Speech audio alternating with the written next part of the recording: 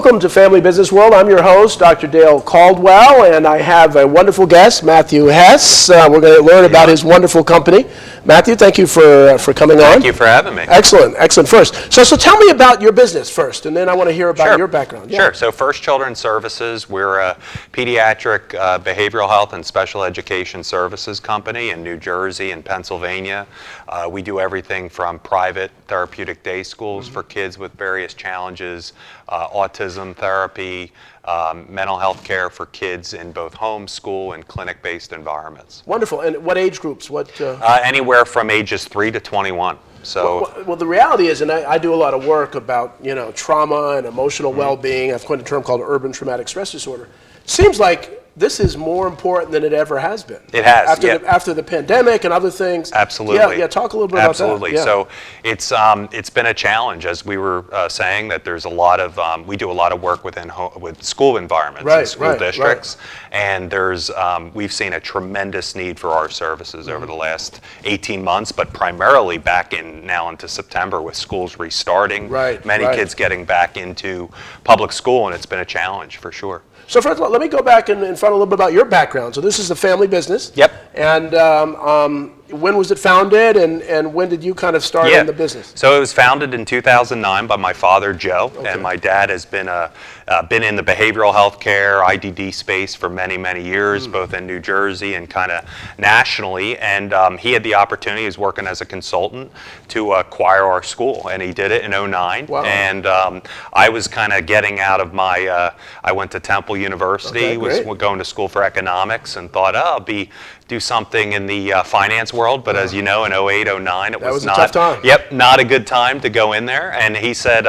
"Hey, why don't you come work for me?" And I said, "Sure." And the rest is history. And it's been a lot of fun. Never really thought my future would be family business per se, but because this wasn't like a legacy company that had been founded by a grandfather and everything like that. But it's been one of the best things that ever happened to me, and particularly not just the opportunity to work with my father, but the opportunity to do the things we do and make a difference for so many kids. Yeah, I mean, you do some wonderful, wonderful things, and it's funny. I obviously interview a lot of these family businesses, and you find that most folks never really thought they would end up with a family business, but they love it. Yep. They love it. The other thing I've learned is that now your business wasn't, when you're around when you were young, but when in family businesses, folks are sweeping the floors when they're kids and other things, when they become adults, they value that business that much more. Yeah. And so obviously your situation is different. But first, your dad, how did he fall in love with helping this segment of society? Yeah, so my dad's an interesting story. He actually has a master in social work, and he has a master, an MBA as well. Oh, really? Okay. So those the are joke two opposite, is he was a social worker for Catholic Social Services in Philadelphia. It's where he met my mom, and they were ready to have kids, and my mom said, you got to make a living. So you should either, I think she gave him 3 choices: go to business school, go to law school, or be a dentist. And he decided to go to business school, so he had that really unique background of the social services, social work, and then his accounting background as an MBA student and MBA graduate. So he worked, ran a home health care company for a big health system in Pennsylvania, and then was recruited to go over to Bancroft NeuroHealth here in New Jersey, which is how he kind of got his start in the, working with kids and adults with intellectual developmental disabilities, behavioral health challenges, special education. And did that for many years, and then started consulting, and like I said, had the opportunity to purchase our school actually from Children's Specialized Hospital. Who were exiting, for strategic reasons, and he had a client who was actually interested in purchasing it. They backed out, and he said, maybe I'll get back on the provider side, and that's how First Children's started in 2009. Wonderful. And so when you came on the company, what role did you have within the organization? I started out as director of operations, and honestly, my first and most important job was collecting cash. So I was the guy calling school districts that owed us money and said, hey, we got to, get paid and all that stuff. So really kind of cut my teeth on the AR side, and really working that. And honestly, at that point, it was such a smaller organization. We had about 60 staff. serving about 60 kids in one location. And and frankly, those first year or two, we had to really turn the program around. We had lost a lot of census. The organization and the school didn't really necessarily have a core identity of who they served. So really working to it became a turnaround situation. And then over the next couple years, it kind of developed into, hey, how can we take what we do here in the school so well and start delivering it out into the community? So that's how we started to grow, and then it kind of snowballed in a positive way from there. To today, we serve about 1,400 kids in 17 counties in New Jersey and Eastern Pennsylvania, with a staff of about 475 people. Wow, that's great growth. And the amazing thing is, no matter what the family business is, there's some of the same business principles that you need to really apply to do that going forward. So now, when did you become CEO? I became CEO, I believe it was 2015. Okay. Yeah, so went through a few roles, started with Director of Operations, went to the COO role. Okay. And then my dad said, you know what, I'm not getting any younger, and I think you're ready for this. And again, he's still very involved in the organization. My dad, Joe's our president, and him and I talk multiple times a day and still do a lot of things as like a partnership. But yeah, I became CEO in 2015, so it's been 6 years now. Wonderful. Now, do you have a board of advisors or a board of directors? We have a few. It's kind of more informal, but we have certain people between my dad, some of our professional advisors on the accounting side, on the legal side, financial planning, on the clinical side as well. And really, I've learned that everyone says mentors are so important, and it's true. It's one of those things that people say, and it is true. So I was blessed to be able to have a great mentor in my father, but I've had other people too that I've really looked up to, both, again, they could have been on the financial side or the clinical side of our business and in our industry, in our space, that I've developed really nice working relationships with. And it's been a real value to me as a person, but also as a leader. Wonderful, wonderful. As you know, the audience knows that I run the Fairleigh Dickinson University Rothman Institute of Innovation and Entrepreneurship, so we work with a lot of family businesses, and one of the important things to really think about too is obviously succession, family relationships, how to grow the business and deal with change. So this pandemic posed a lot of challenges for a lot of folks. So how were you able, especially in the special needs community? How were you able to deal with the pandemic? It was a challenge for sure. We were very fortunate. There were certain aspects of our company that stayed completely fully funded and kind of fully operational, albeit in a virtual environment.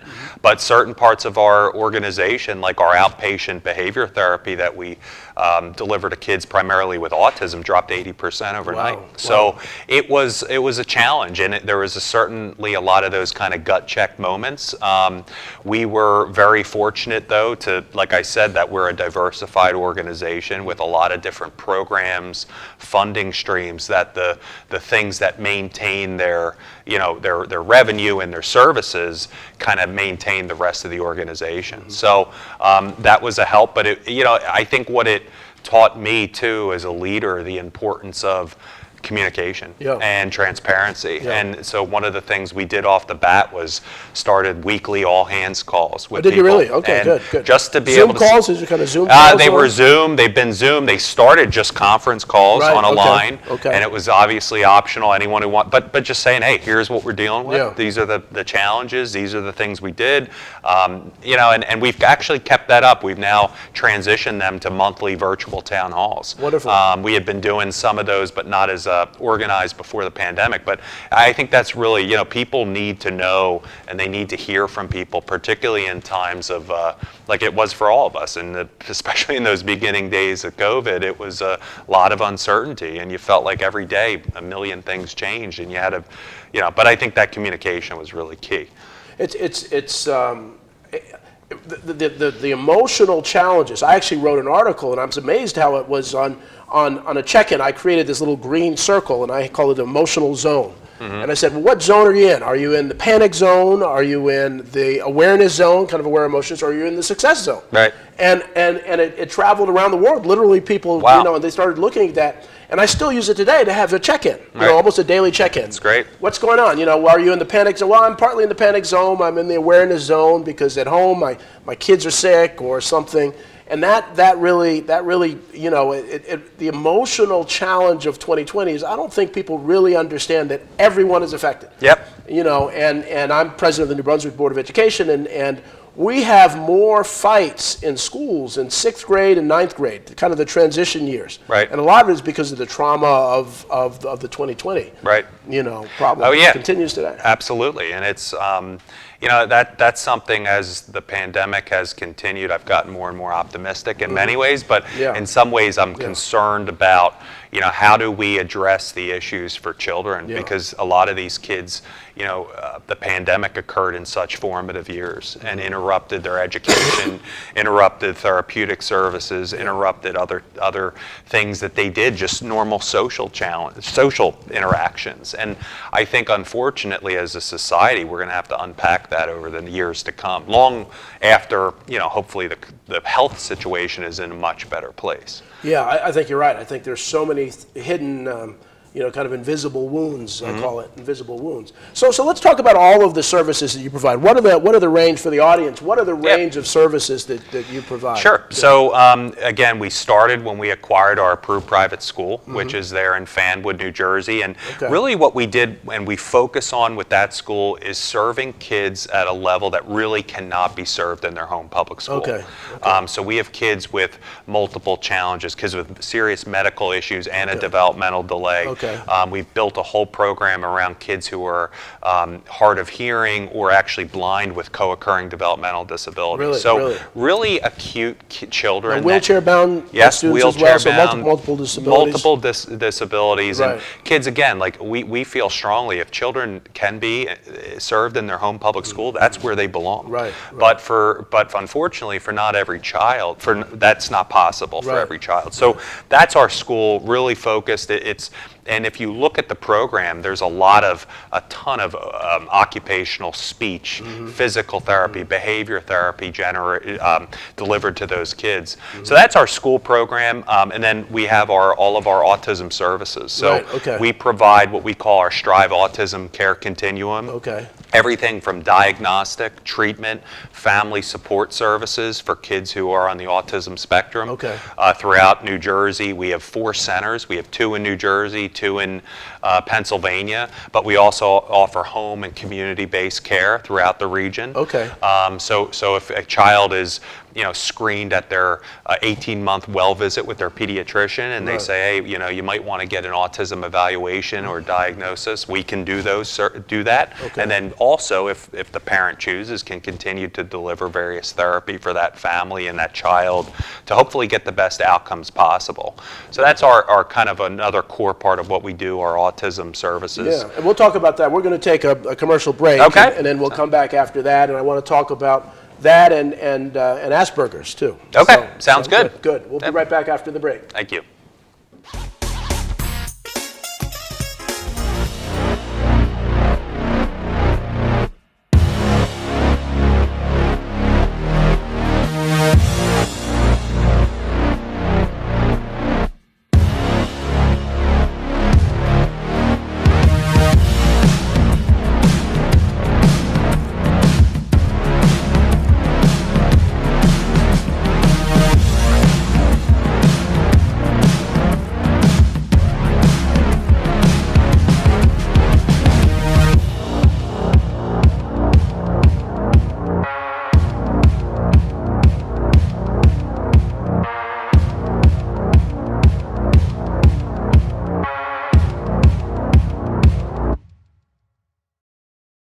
So, I'm kind of new here, but I've noticed a trend.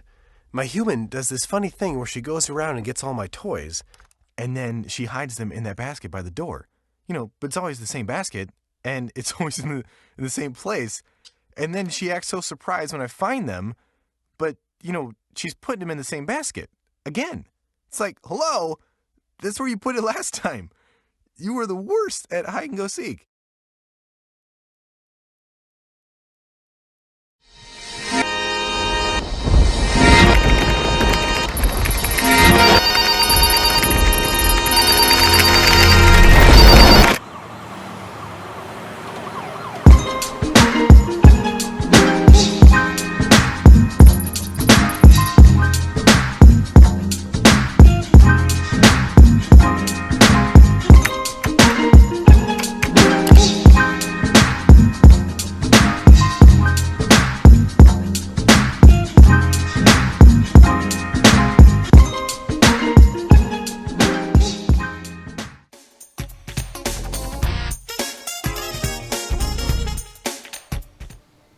Welcome back to Family Business World. I'm your host, Dr. Dale Caldwell, with Matthew Hess. We've been having a great conversation about their wonderful programs for students at really in all spectrums of challenges, at a time when I think they've never been needed more.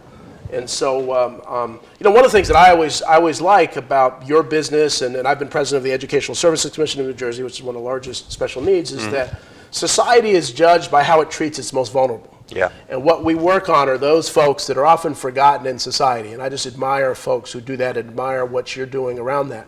Because we don't know how many people and how many young people are experiencing real challenges. Absolutely. And we kind of overlook them. And so talk about it. We're talking about your autism programs. I know you do a little with Asperger's, and Asperger's are the highest performing level of autism. But yeah, talk a little bit about that. Yeah, and another big part of our organization is a program we call Transitions. So it's kind of the third core part of our organization where we serve children with various mental health challenges. So one of our really unique programs, and it operates out of Cherry Hill, New Jersey, is Transitions, which is for children who've been out of their public school. So they have what they call school phobia, school avoidance, for whatever reason. And our job is to get those kids out of their house into our environment, which is a more kind of intimate educational setting. We provide all of their core educational requirements as per New Jersey Department of Ed, but also what we really do is we layer in the mental health support. Wonderful. Both individual, group counseling, different social skills types of groups and things like that, and the goal is get them back into their home public school. Wonderful. So we've, beyond that program too, we've developed this whole continuum of mental health care for kids, where we're also going in and partnering with many local public school districts to deliver these services into their home, into their school districts. Because again, I think one of the outgrowths of COVID, and as we're kind of getting back into school now, is there is so many more children that are now presenting with various mental health challenges. So we're really saying, how can we partner with public school districts and deliver those services right within their walls, so they can get, number one, provide the services the child needs, that family might need, but also make sure they stay in school. I mean, and stay in their public school. That's where these kids belong. So by doing that, we're really able to kind of succeed both for the child and the school district. And so I had the opportunity to be the head of school of a place called the Village Charter School in Trenton, and it was 95% free and reduced lunch and 90% African American. And I found that many of the kids had what looked like was post-traumatic stress disorder, but it wasn't post. So I coined a term, and actually public television interview, called urban traumatic stress disorder.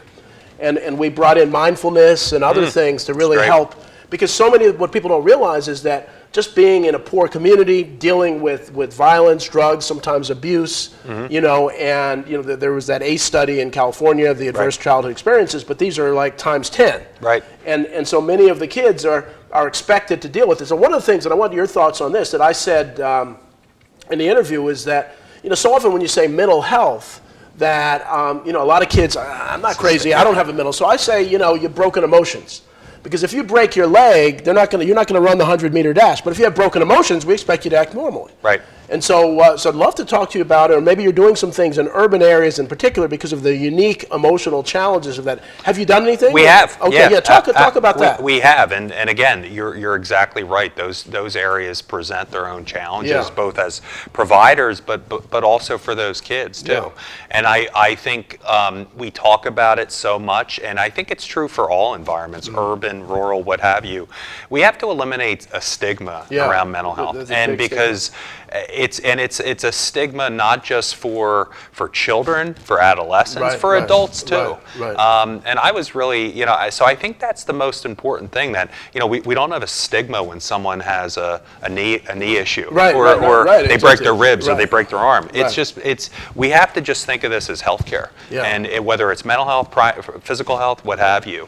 And I think by eliminating some of that stigma, we can get to those kids that in the past might have said, oh, wait, hold on, I'm not like seeing it as a weakness. One of the things I was encouraged about kind of recently was I'm a big football fan, and one of the Philadelphia Eagles, Lane Johnson, one of their star offensive linemen, came out and had missed a few weeks, and he came out saying it was from anxiety and depression. Yeah. And I thought that was such a powerful message because, and frankly, one that we've tried to use at our organization too, for some of the kids we serve, say, hey, here's a guy who's at the top of his profession, an athlete, revered by many, many people, and he's dealing with this stuff too. Yeah. So I think that's one of the biggest things in my world, whether it's working in various different, I think any environment, we have to eliminate stigma for kids and adults too. And I think that allows us to say, hey, you're struggling with something, let's work on it. Because we all deal with those things in our lives. Some a lot more acute and worse and harder than others. Absolutely. But we all deal with challenges. We all deal with different times, and life's not always a linear progression. There's ups and downs, it never is. It never is. I think that's an important thing. But I think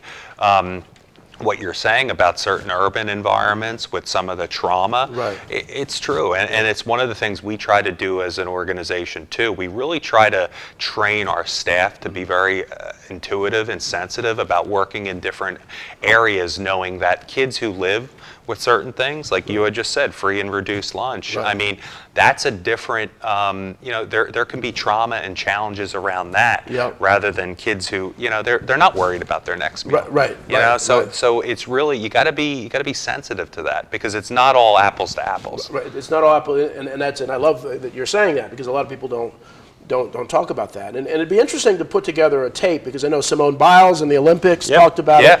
I'm a big tennis guy, Naomi Osaka, and they got kind of vilified. They got beat up because they didn't perform and they didn't right on time.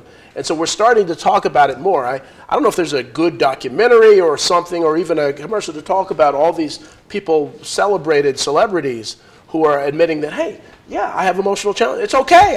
There are days when I have my emotions, and I love the emotions are broken. Right. And and it's okay. And so I'm hoping that, and I don't know if you've seen any. Are there any tools that you use to kind of help parents and kids? Because sometimes parents are the problem too. Yeah. Oh yeah. Deal with it. Come on, deal with it. Don't, No, and it's actually interesting, Dale. It's a big part of our model too, is supporting the family. Right. That again, in all of these things that we do, whether it's treatment for kids with autism or mental health challenges, we also involve the family. Good. We do different things. We do up to family therapy, even sibling support groups, things like that, because it's really important. I don't know of a documentary or something specific, but it's just something I'm happy to see these other folks. Simone Biles is a great example, and she, and you're right. It's unfortunate that certain people get vilified with it too, but it shouldn't be any different than, hey, I have an high ankle sprain. Yeah, exactly. Exactly. I wish I knew you when I was at Village, because I was trying to create what I call a family success program, and the idea was to have the elements that you do, but also kind of job training and placement. Because that's a part of it too. Is that when a family can't pay their bills and they're dealing, and people are dealing with emotional challenges, that makes it even harder to address that. And so when we've got to understand that jobs are so important to the whole, and it's about the family. It's really about, It's something in our space they're starting to really measure. It's called social determinants of health. It's not just, we can go and say, hey, this individual has all of these challenges, and we're going to, and it actually started in primary health care. Say a person has diabetes. Well, we can say we're going to treat the diabetes. But what about the fact that they don't have access to good groceries, or they don't have the dollars to provide good nutrition? Exactly. We're not going to do ourselves any good. Or the fact that they've been living out of their car. So these are really important issues that I think, again, and it's not just primary health, it's the behavioral health system too needs to be paying more attention to some of these other drivers. And like you said, in the charter school, it's a great example that, we can do all these great things within these walls, but it's 6 hours a day.